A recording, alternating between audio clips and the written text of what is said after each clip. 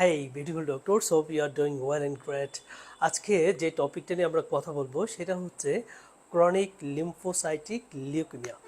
কিভাবে আমরা chronic lymphocytic leukaemia diagnosis করব সেই জিনিসটা খুব সহজে আমি বলে দিচ্ছি। সো ধরেন যে কোনো একটা লিউকেমিয়ার পেশেন্ট আমরা কিছু ফিচার কমনলি পাই। যে কোনো লিউকেমিয়ার পেশেন্ট লাইক পেশেন্টের লিম্ফ্যাডেনোপ্যাথি থাকে, পেশেন্টের হ্যাপাটোস্প্লেনোমেগালি থাকে, পেশেন্টের ওয়েট লস থাকে, ফিভার থাকে, এগুলো হচ্ছে কমন, সব পেশেন্টের ক্ষেত্রে আমরা পাবো।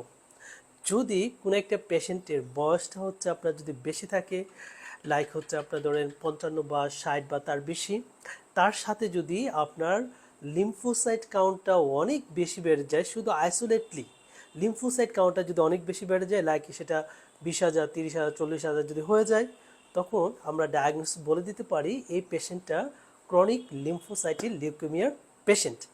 সো এখন এটাকে আমরা ইনভেস্টিগেশন করে কীভাবে ডায়াগনোস করতে পারি, সেটা ইনভেস্টিগেশন করার জন্য গোল্ড স্ট্যান্ডার্ড যে ইনভেস্টিগেশন সেটা হচ্ছে আমাদের ইমিউনোফেনোটাইপিং করতে হবে। কি করতে হবে? ইমিউনোফেনোটাইপিং করতে হবে।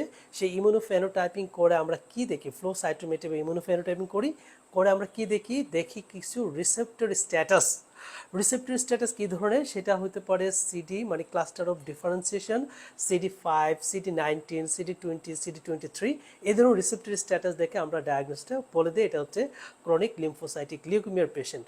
অথবা আমরা যদি পেরিফেরাল ব্লাড টিম করি তাহলে সেখানে আমরা স্মাশ সেল পাবো। অর্থাৎ স্মাশ সেলটা কি?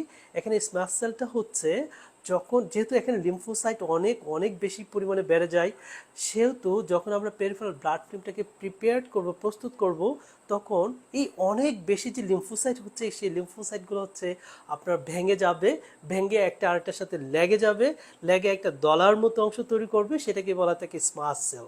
সো এই ধরনের স্মাশ সেল হচ্ছে আমরা পেরিফেরাল ব্লাড ফিল্মে পাবো, সেটা দেখে আমরা ডায়াগনোস করে দিই সেটা হচ্ছে ক্রনিক লিম্ফোসাইটিক লিউকেমিয়ার পেশেন্ট। সো এটা ট্রিটমেন্ট আমরা কি দিব? ট্রিটমেন্টের জন্য কেমোথেরাপি দেওয়া হয় ইউজুয়ালি। যদি ট্রিটমেন্টের দরকার হয়, ইন্ডিকেশন পড়ে, সেই ক্ষেত্রে আমরা ট্রিটমেন্ট করি, আদারওয়াইজ কিন্তু ট্রিটমেন্ট করি না। সো সেক্ষেত্রে আমরা কেমোথেরাপি দিতে পারি, স্পেশালি ফ্লোরারাবাইন, সাইক্লোফসফামাইড এবং রিটক্সিম্যাব, এইগুলোর কম্বিনেশন আমরা কি করতে পারি? তার ট্রিটমেন্টটা দিয়ে থাকতে পারি। থ্যাংক ইউ সবাইকে, অল দ্য বেস্ট।